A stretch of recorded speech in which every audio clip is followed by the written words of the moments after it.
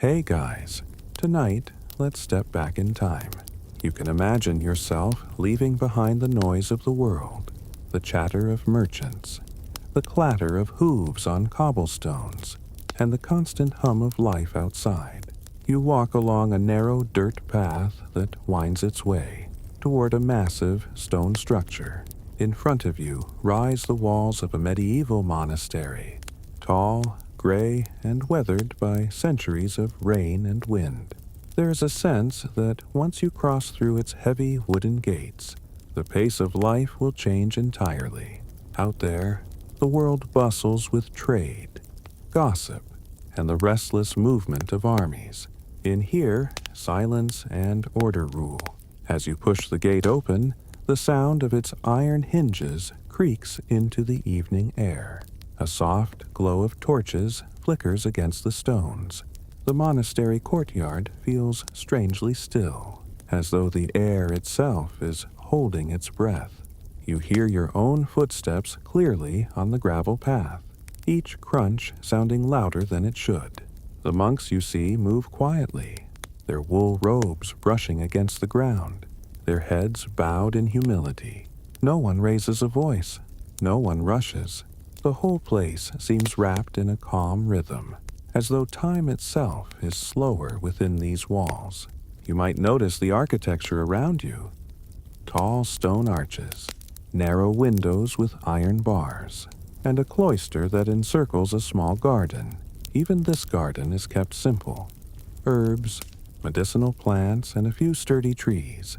Nothing too ornamental. Life here is not about beauty or display, but about discipline and devotion. A faint smell of incense lingers in the air, carried from the chapel where evening prayers have just finished. It's twilight now. The sky above is fading from blue to a darker gray, stars beginning to prick the horizon. This is the threshold between day and night. And, for the monks, it's the moment to prepare for the great silence. From this point until dawn, words are set aside, except for prayers. Even small conversations are forbidden. It is not a punishment, but a practice. An exercise in turning the mind inward, away from worldly distraction. You feel the weight of that silence as you continue walking deeper inside. The corridors are long and narrow, the walls thick and bare. Candles placed in iron holders give off just enough light to see the path ahead, their flames dancing against cold stone. Every flicker reminds you that this place has survived storms, wars, and centuries of passing time, yet inside it remains constant. Monks pass by you, some carrying small wooden lanterns, others with folded hands hidden in their sleeves. Their footsteps are soft, almost like whispers. There is a gentle discipline in their movements, as if even walking is a form of prayer. You notice how their faces are calm, their eyes lowered, their gestures unhurried. They live according to a strict rhythm. Wake, pray, work, eat, pray again, and sleep, all repeating in a cycle that barely changes from one year to the next. Crossing the cloister, you hear the faint toll of a bell ringing from the chapel tower. The sound is deep, echoing through the stone arches. It marks the end of Compline, the last communal prayer of the day. From now until morning, voices will only rise in hymns or scripture. A monk moves past you and gently closes the chapel doors. The heavy wooden panels thud softly into place, sealing the silence even tighter. You pause for a moment in the open-air courtyard. The night sky above seems larger here, framed by the monastery walls. The cool air brushes your face, and you feel how different this world is compared to the outside. There are no street hawkers, no drunken laughter from taverns, no merchants haggling over goods, only the soft rustle of robes, the distant hoot of an owl, and the occasional sigh of wind through the cloister garden. It's a silence that feels alive, filled not with emptiness, but with presence. Stepping further in, you are led toward the dormitory wing. The doorway is narrow, designed more for function than comfort. Beyond it lies a series of small cells, where each monk will rest for a few hours before the midnight bell calls them back to prayer. The passage smells faintly of beeswax candles and wool. Simple, earthy scents that match the austerity of their lives. You can imagine yourself pausing to touch the cold stone walls. They feel rough beneath your fingers, ancient and unchanging.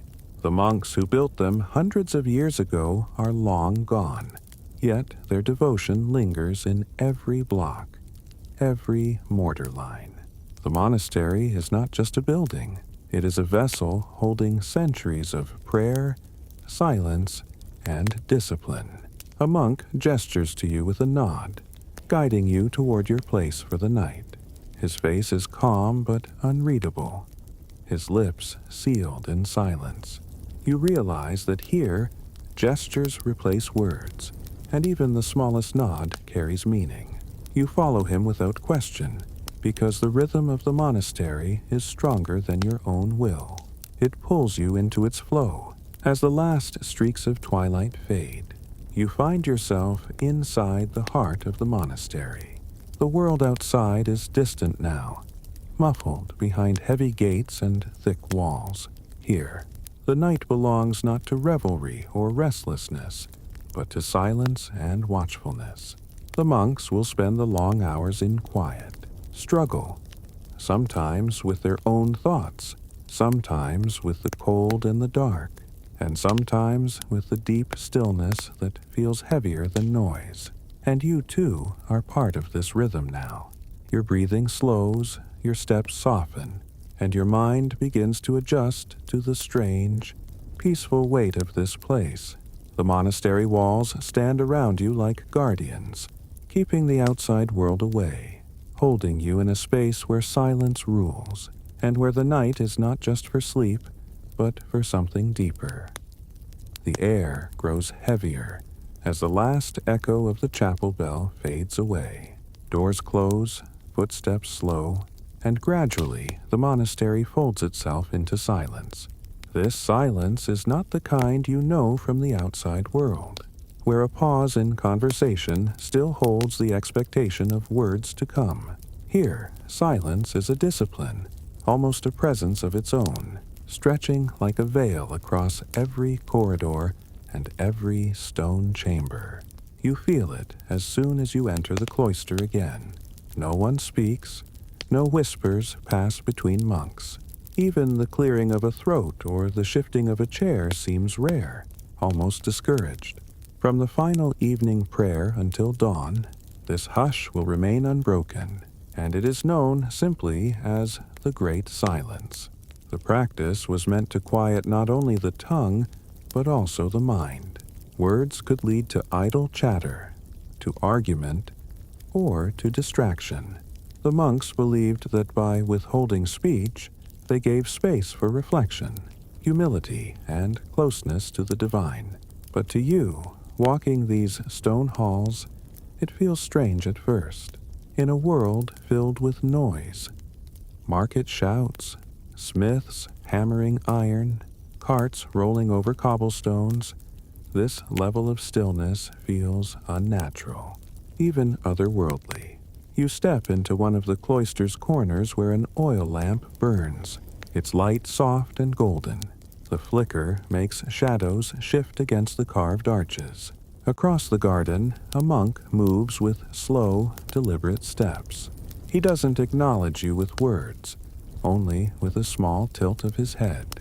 His sandals scrape lightly against the floor, but even that sound seems absorbed into the greater silence. The night deepens. Stars sharpen above the courtyard, the moon rising higher to cast its pale light through narrow windows. The stone buildings appear almost silver under that glow. Somewhere outside the walls, an owl hoots, its call carrying into the stillness, like a reminder that the natural world goes on while the monastery keeps its own rhythm. Inside, the monks prepare for rest. They do so wordlessly, a robe folded neatly, sandals placed by the bed, a small wooden cross touched gently before lying down. Every gesture is careful, unhurried, like a ritual in itself. You follow these motions with your eyes and begin to feel their effect on your own body. Your breathing slows. The constant need to fill silence with thought or sound begins to ease. But silence is not always gentle. It can also be a mirror, showing back to you the noise inside your own head. Without voices, every small worry, every memory, and every hidden desire rises louder. That is part of the challenge these monks accept each night, to sit with that noise and slowly let it dissolve until the mind is as still as the halls around it. You imagine lying down in one of the narrow wooden beds.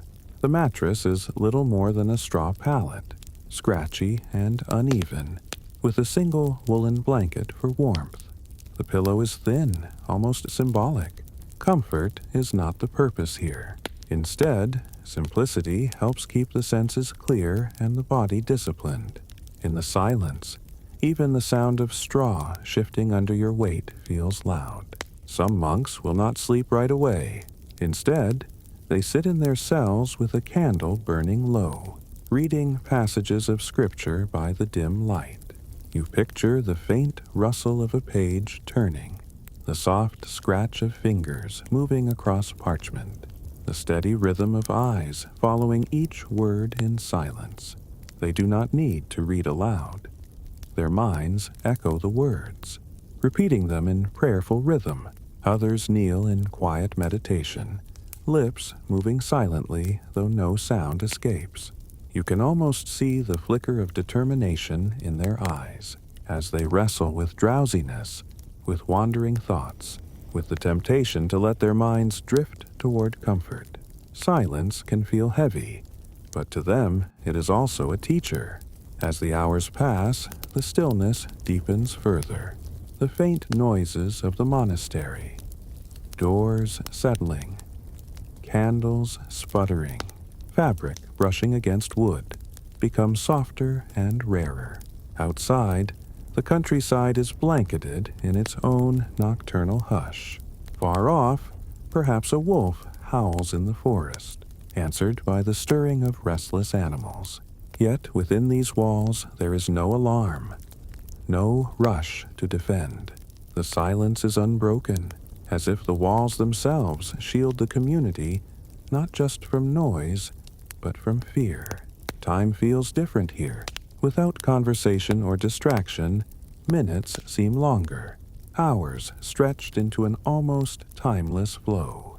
You lose track of how long you've been lying in the narrow bed, your thoughts weaving between wakefulness and sleep. Sometimes silence can cradle you like a lullaby, and at other times it keeps you alert, eyes open in the dark, aware of every shift in the air. And then, in the middle of this great silence, something unexpected happens. You notice your own heartbeat, the steady rhythm of breath in and breath out, the warmth of the blanket against your skin. Without noise, these small details rise into focus. The silence has sharpened your senses, making the smallest things feel significant. For the monks, this is the essence of the practice. By setting aside speech, by living through hours of hushed discipline, they bring attention to what is often ignored. Each sound, each breath, each flicker of candlelight becomes a reminder of the present moment. Slowly, your body begins to yield. The tension in your shoulders softens. Your eyelids grow heavier. Silence has done its work. It has quieted not only the monastery, but you as well. Outside, the night stretches on, cold and unbroken. Inside, the great silence continues, carrying you deeper into stillness until the first call of the midnight bell will stir the monks again. The monastery at night is a maze of stone corridors, each one dimly lit by flickering candles mounted in iron sconces. The walls are thick, built not for comfort but for endurance, and the narrow passageways seem to absorb sound rather than carry it. As you walk, the silence feels almost physical, pressing in from both sides, while the glow of the flames creates long shadows that move like spirits across the walls. Your footsteps echo faintly, though you try to walk softly. Even the monks, accustomed to this life, cannot help the occasional sound of sandals against stone. Yet here, even an echo seems magnified, reminding you that every movement matters. The corridors themselves are straight and plain, yet there is a kind of quiet, beauty in their simplicity. The way the arches frame, the long stretches of floor, the way the light dances across the uneven surfaces. The smell of beeswax drifts from the candles, mingling with the earthy scent of stone. At times, you catch a faint trace of incense left behind from earlier prayers, clinging to the very air like a memory. The monastery is not grand or luxurious. It does not dazzle with color or gold. Instead, its beauty lies in restraint, in the careful choice to strip away distractions. Walking through it at night is like walking through the bones of time, itself unchanging, strong, enduring.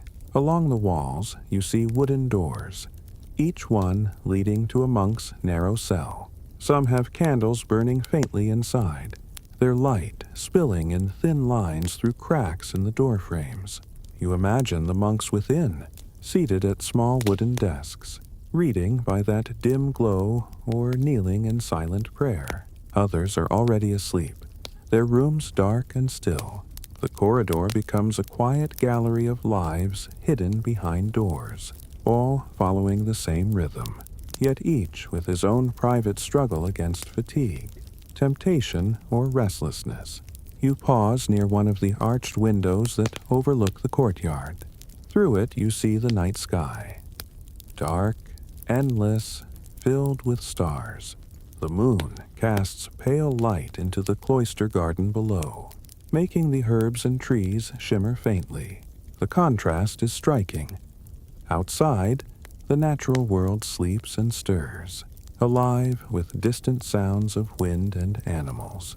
Inside, the monastery walls hold their stillness, lit only by fragile flames. It feels like two different worlds pressed side by side. The corridor stretches onward. You follow its length, your hand brushing against the cold stone as you walk. The touch grounds you, reminding you of the centuries that these walls have stood. How many monks before you have walked this same path? The stones have felt countless fingertips, carried countless echoes, and yet they remain silent witnesses to all who pass. Occasionally, you pass another monk.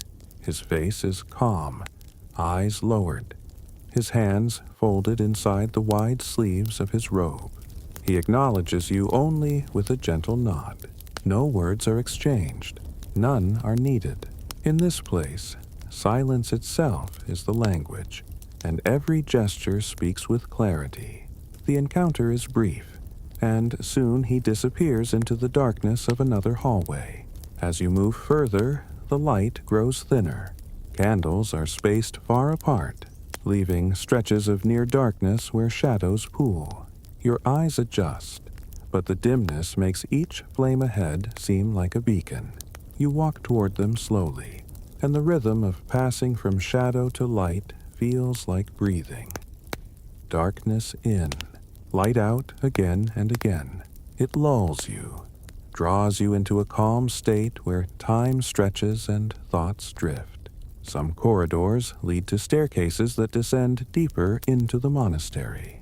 You imagine the sound of your sandals on the stone steps, hollow and faint, spiraling downward into colder air. Below lie storerooms, wine cellars, and sometimes chapels carved into the rock itself, places where candles burn longer and the silence deepens into something heavier, almost eternal. Yet tonight you remain above, where the monks sleep, pray, and dream in their cells. There is something almost dreamlike about wandering these halls. The combination of candlelight, silence, and stone blurs the edge between waking and drifting. You feel yourself slowing, each step more deliberate, as though the monastery is teaching you how to walk with purpose rather than hurry. Even the shadows seem alive, stretching and curling with every flicker, reminding you that even stillness has movement within it. You picture what it must feel like for a monk to live here year after year, night after night. The corridors never change. The routine never wavers. The walls remain steady, while the world outside shifts through wars, kings, and seasons. To the monk, this path becomes both familiar and sacred, a nightly passage into silence that shapes his very soul. And now, for these hours, you are part of that same passage, tracing the same steps, breathing the same air, listening to the same stillness. As you near the end of one corridor, you come to a wooden bench set into an alcove. It is plain and rough, but its placement feels intentional, a place where one might pause to reflect or wait. You sit for a moment, letting the silence wash over you. The candle nearby sputters faintly, its wax dripping slowly down the iron holder.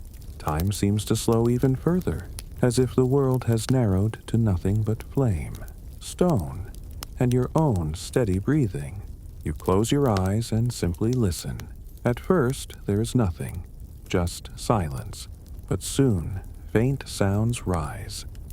The creak of wood, the distant flutter of wings, the soft whisper of fabric as someone passes far down another corridor.